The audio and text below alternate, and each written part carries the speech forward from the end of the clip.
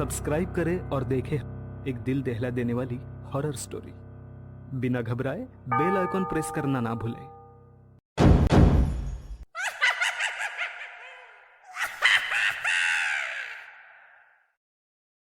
हाल ही में शादी हुए नए जोड़े निखिल और सुमन, दोनों ही सॉफ्टवेयर इंजीनियर। वो होता है ना, चट मंगनी पट ब्याह, ऐसे उनकी शादी बड़े धूमधाम से हुई। अरेंज मैरिज, घर में मेहमानों की कमी नहीं। दोनों ने 20 दिन की शादी की छुट्टी डाली थी। आखिर के 7 दिन बचे थे, पर दोनों को एक साथ वक्त बिताने का मौका ही नहीं मिला। घर में ऐसा एक भी कोना नहीं था जहां वो दोनों एक दूसरे के साथ कुछ समय बिताए। आखिरकार अमित यानी निखिल के बड़े भाई ने ऊटी के लिए रिजर्वेशन कर दिया और वहां के ऊंचे पहाड़ पर उनके लिए एक हनीमून सूट भी बुक कर दिया। अगले ही दिन निखिल और सुमन ऊटी पहुंच गए। कैब से वो सीधा कॉटेज पहुंचे। वो लकड़ी की झोपड़ी जैसी कॉटेज देख के सुमन फूले न समाई। दूर दूर तक पिन ड्रॉप साइलेंस था। ऐसे ही बहुत सारे सूट्स थोड़े ही दूरी पे थे। कॉटेज के बाहर का नीले रंग का तालाब आंखों में बस गया था। यही नहीं, आसमां को छू लेने वाले नीलगिरी के ऊंचे ऊंचे पेड़। सुमन बहुत खुश थी। सफर की थकान के कारण सुमन बाथरूम में शॉवर लेने चली गई। वही लॉन में निखिल कुर्सी पे लेट गया। तभी सुमन के चिल्लाने की आवाज आई। निखिल बिना वक्त जाया किए अंदर बाथरूम की ओर दौड़ पड़ा। सुमन दौड़ते हुए बाथरूम से आई और निखिल के गले लगकर रोने लगी। क्या हुआ सुमन? निखिल ने पूछा। निखिल, शॉवर से अचानक लाल पानी आने लगा। निखिल ने दरवाजा खोलकर शॉवर चालू करके देखा, पर उसे वैसा कुछ भी नजर नहीं आया। सुमन के पीठ को सहलाते हुए निखिल ने कहा, अगर तुम्हें डर लग रहा है और तुम बुरा न मानो तो मैं यहीं रुक जाता हूं। निखिल की यह बात सुनकर सुमन शर्मा गई। शाम के 5 बज चुके थे, इसलिए कहीं घूमने जाना अब मुमकिन नहीं था। इसलिए पास ही के लोकल मार्केट में एक चक्कर लगाने के लिए दोनों तैयार हो गए। नीचे तलहट पे चाय की टपरी पे दोनों चाय पी रहे थे। तभी निखिल की पीठ थपथपाते हुए एक 24-25 साल का लड़का वहां आया। कपड़ों से तो वो टपोरी लग रहा था। निखिल ने गर्दन घुमाते हुए उसे देखा। तभी वो लड़का बड़बड़ाने लगा, इस बार कहां रुके हो साहब? निखिल थोड़ा हड़बड़ा गया और सुमन का हाथ पकड़ के उसे वहां से दूर ले गया। सुमन के मन में कई सवाल उठे। कौन था वो और निखिल को कैसे पहचानता है? सुमन ने तुरंत निखिल से पूछा, पर निखिल ने नजरअंदाज किया और कहने लगा, ये ऐसे टूरिस्ट लोगों से पहचान दिखाते हैं और फिर पहचान की दुकान में खरीदारी के लिए लेके जाते हैं। उन्हें कमीशन जो मिलता है, इसलिए ऐसे लोगों से दूर ही रहना बेहतर है। निखिल की यह बात सुनकर सुमन ने राहत भरी सांस ली और फिर दोनों वापस कॉटेज चले गए। दिन में मन को लुभाने वाला कॉटेज रात को किसी भूतिया हवेली से कम डरावना नहीं था। ऊपर से ये काली रात और बाहर टिमटिमाते दिए की धुंधली सी रोशनी। निखिल ने कॉटेज का दरवाजा खोला, हॉल से होकर बेडरूम की ओर गया। बेडरूम का दरवाजा खोला और सुमन को आवाज लगाई, सुमन, सुमन। सुमन दौड़ती हुई आई। क्या हुआ निखिल? और दोनों की खुशी 7वें आसमान पर थी। पलंग फूलों से सजाया हुआ था। पूरा कमरा फूलों की खुशबू से महक रहा था, मानो उनकी कल्पना सच हो गई हो। दोनों बातों में उलझे हुए थे। उन्हें वक्त का कुछ अंदाजा नहीं था। दोनों बातों में मंत्रमुग्ध हो गए। तभी निखिल सुमन की ओर बढ़ा और कमरे की लाइट बंद की। तभी सुमन की नजर आईने पे पड़ी।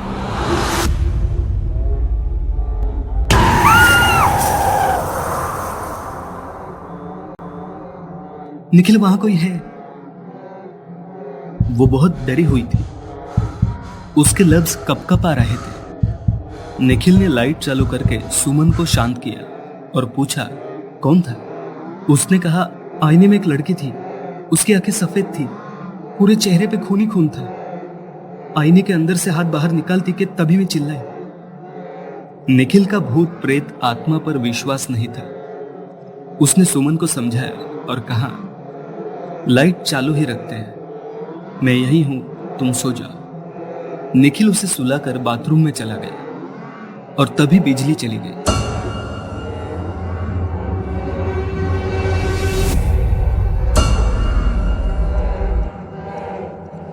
अंधेरे में निखिल को किसी ने गर्दन पे काटा और उसे पीठ के बल गिराकर उसकी छाती पे कोई नाखून और दांत से घाव कर रहा था। वो चीख रहा था, चिल्ला रहा था, पर लाख कोशिश के बाद वो खुद को उससे छुड़ा नहीं पा रहा था। कपकपाती वाली ठंड में निखिल पसीने से पानी पानी हो चुका था। तभी बिजली गिरी और उसे वो चेहरा दिखा। बिखरे हुए बाल, पलके न झपकने वाली बड़ी बड़ी आंखें, चेहरे पे नाखून के निशान और वो डरावनी आवाज। निखिल ने उसे पहचान लिया था। उसने सोचा, अब मेरा मृत्यु अटल है, अब मुझे कोई नहीं बचा सकता। कैसे तो करके झटपटाते हुए निखिल बाथरूम से बाहर आया। मुंह पे पानी मारा, गटगटाते उसने पानी पिया। डर के मारे उसका शरीर कपकपा रहा था। वो सुमन के नजदीक आके बैठ गया। तभी सुमन की आंख खुल गई। निखिल की ऐसी हालत देख के वो डर गई। निखिल ने उसके साथ घटी हुई घटना के बारे में बताया। दोनों ने यहां से चले जाने का निर्णय लिया। निखिल मैनेजर से बात करने चला गया और सुमन बाहर बैठी हुई थी। तभी वहां काम करने वाली बूढ़ी औरत को सुमन ने देखा और वो उससे बात करने लगी। सुमन ने कहा, कल से कॉटेज में हमें किसी के होने का एहसास हो रहा है, क्या आपको इस बारे में कुछ पता है? बूढ़ी औरत ने सुमन से कहा, जितना जल्दी हो सके यहाँ से चले जाओ। बगल वाले कॉटेज में भी एक जोड़ा आया था। लड़की तो बच गई पर लड़के को नहीं छोड़ा उसने। बहुत लोगों को यहाँ अलग अलग अनुभव होते हैं। रात में चीखने चिल्लाने की आवाजें आती, इसलिए ज्यादातर यहाँ कोई आता नहीं। एक अतृप्त आत्मा है वो। तुमने मुझे पूछा इसलिए बताया। यहाँ के लोग आप टूरिस्ट लोग के भरोसे पेट भर पाते हैं, इसलिए उस बारे में कोई कुछ नहीं कहता। तुम यहाँ से चले जाओ। ऐसे कहते हुए बूढ़ी औरत वहां से चली गई। कॉटेज में लौट के दोनों ने पैकिंग कर दी। तभी प्रकृति अपना रंग दिखाने लगी। जोर जोर से हवाएं चलने लगी, बादल गरजने लगे, बिजलियां चमकने लगी और मूसलाधार बारिश शुरू हो गई। बाहर जाने वाले सारे रास्ते बंद कर दिए गए। बारिश रुके बिना यहां से निकलना मुश्किल था। बहुत कोशिश और 2 गुने कीमत के साथ एक गाड़ी मिल गई। दोनों गाड़ी में बैठ गए। तेज हवाएं, रास्ते के दोनों तरफ झूल रहे पेड़, काला घना अंधेरा, हेडलाइट की रोशनी और तेज बारिश को चीरते हुए तेजी से आगे बढ़ती हुई हमारी गाड़ी। सब डरे हुए थे और अचानक वो आत्मा गाड़ी के सामने आ गई। ड्राइवर ने गाड़ी रिवर्स ली। वो हवा में तैर रही थी। मैं तुम्हें नहीं छोड़ूंगी। अपने कर्कश आवाज में वो बार बार यही कह रही थी। कभी कांच पे तो कभी गाड़ी के छत पे वो अपने नाखूनों से खुरेद रही थी। कच्चे रास्ते से गाड़ी कॉटेज की ओर चलने लगी। सुमन बहुत घबराई हुई थी। निखिल का हाथ थामे वो सही सलामत कॉटेज पहुंचने की मन में दुआ कर रही थी। आखिरकार वो कॉटेज पहुंच गए। अब बारिश भी रुक चुकी थी। चारों ओर सन्नाटा, पूरा गांव निद्रिस्त था। वो अतृप्त आत्मा निखिल की ओर तेजी से बढ़ गई। तभी सुमन ने निवेदन किया, क्यों पीछे पड़े हो हमारे? क्या बिगड़ा है तुम्हारा? प्लीज हमें जाने दो। सुमन के चुप होते ही वो अपने कर्कश आवाज में कहने लगी, क्या बिगाड़ा है अपने पति से पूछो। ऐसे कह के वो रोने लगी। उसकी ये दिल चीरने वाली बात सुनकर सुमन ने शक की नजर से निखिल की ओर देखा।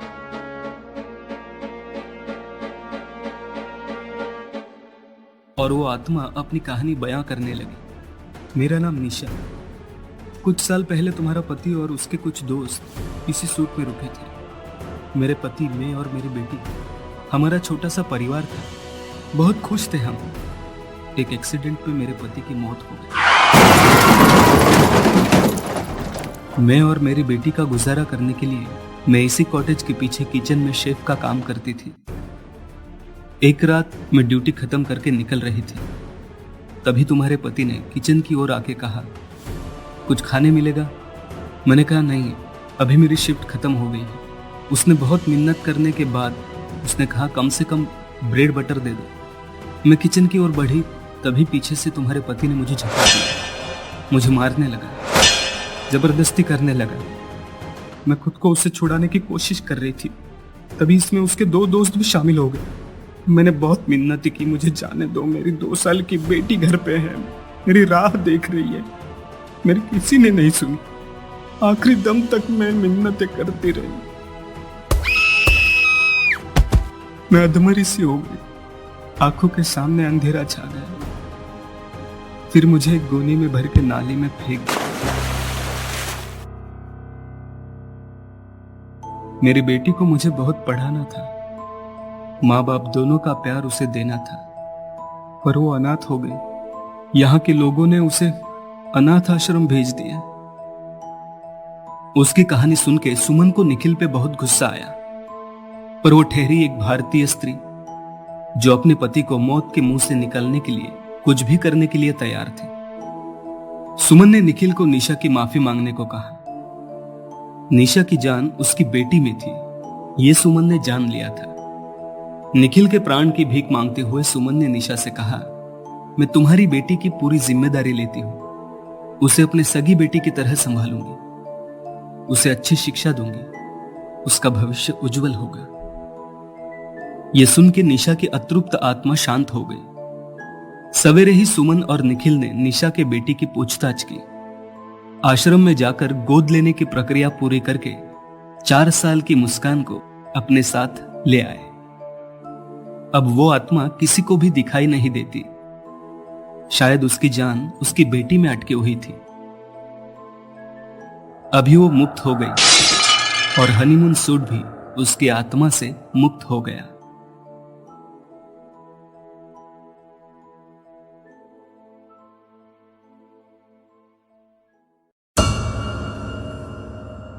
ये कहानी आपको अच्छी लगी हो तो हमें सब्सक्राइब करें, हमारा इंस्टाग्राम और फेसबुक पेज जरूर फॉलो करें। अगर आपके पास ऐसी ही कोई कहानी हो तो हमें कमेंट बॉक्स में भेजें। हम कोशिश करेंगे कि अगली एनिमेटेड स्टोरी आपकी होगी।